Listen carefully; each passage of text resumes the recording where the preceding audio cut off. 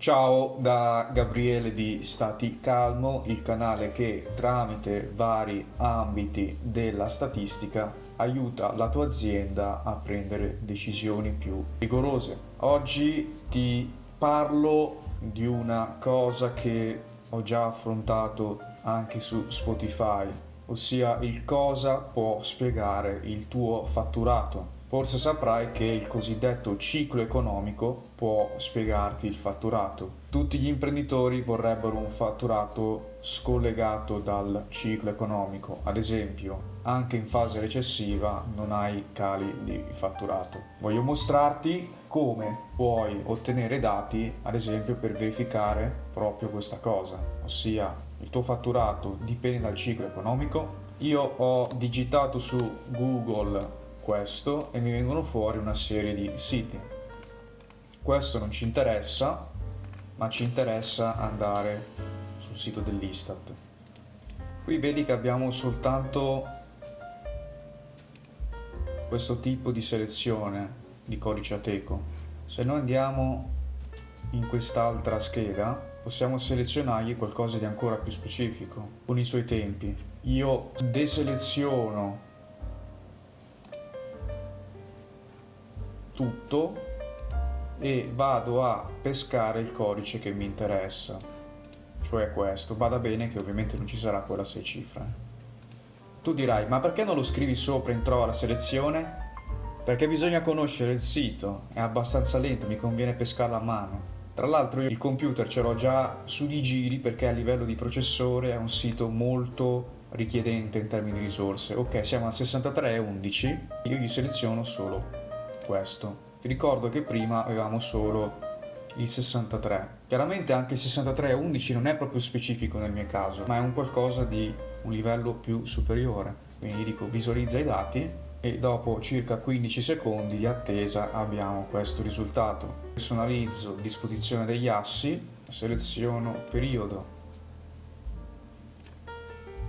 Adesso cosa faccio? Gli dico seleziona periodo e seleziono gli ultimi 13 anni.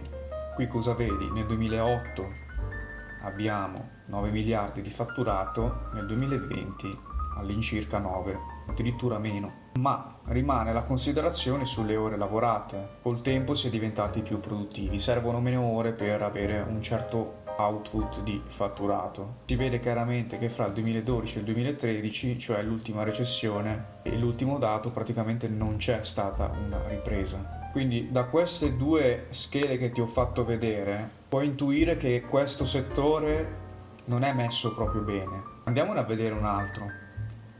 Ad esempio, codice Ateco, ristorazione, 56, 10 e 11.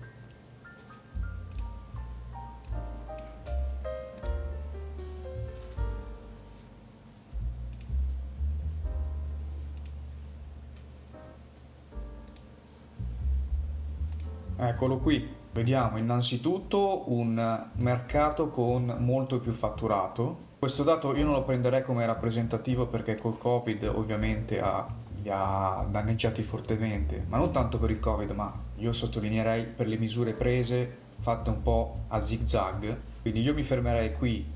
Indubbiamente si vede che qui abbiamo un mercato in forte crescita, a differenza di quello di prima, ma diventa più fine la considerazione sulla produttività. Faccio di nuovo i conti con la calcolatrice, quindi nel 2008 abbiamo una resa oraria di 48, vabbè, 1000 euro, ma perché ho tolto le ultime cifre. Poi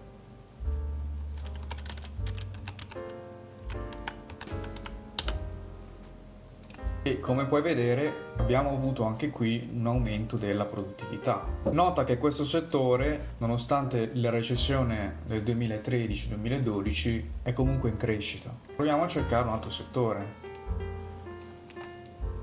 Vendita, abbigliamento, 47,71.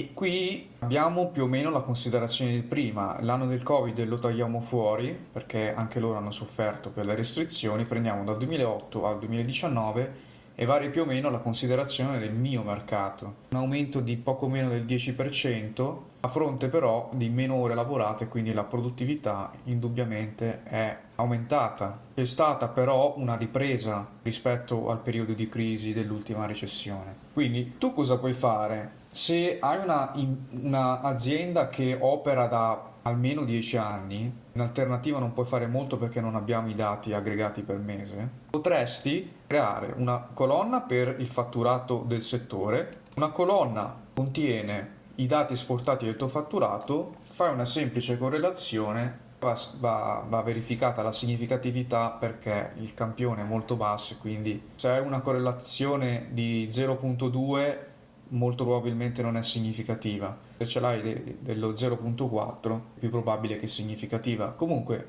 quello che ti sto dicendo dà già un'indicazione se il tuo fatturato risulta ciclico o anticiclico.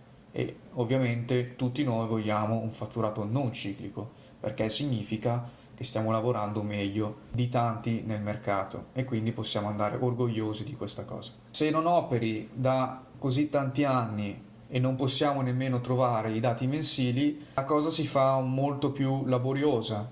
O utilizzi una piattaforma di intelligence privata che costerà tanto, più di 1 miliardo di euro sicuramente, oppure ci sono metodi informatici molto più raffinati che chiedono un bel po' di ore di ricerca e sviluppo per poter estrarre i dati di interesse. Oppure puoi fare una cosa più da rete, trovi il gruppo Facebook che più si avvicina al tuo settore, dove hai vari titolari che operano nel tuo mercato, gli chiedi una cortesia, ossia di farti dare i loro fatturati aggregati per mese in modo che è una banca dati. Ovviamente se io operassi nel tuo mercato mi guarderei bene a condividere questi dati sensibili. Quindi io non mi aspetto una risposta positiva, però io ti sto offrendo un'alternativa. Ovviamente io mi aspetto collaborazione se ad esempio stai nel settore alimentare e un tuo competitor, diciamo, opera in una regione completamente diversa dalla tua. Quindi se anche tu hai bisogno di verificare se il tuo fatturato risulta ciclico o anticiclico e o vuoi anche verificare quali fenomeni esterni alla tua azienda spiegano il fatturato, mi puoi contattare sui principali social tramite il nome che vedi anche su questo canale YouTube e ci metteremo d'accordo sui dati di cui ho bisogno. Ti saluto, ciao!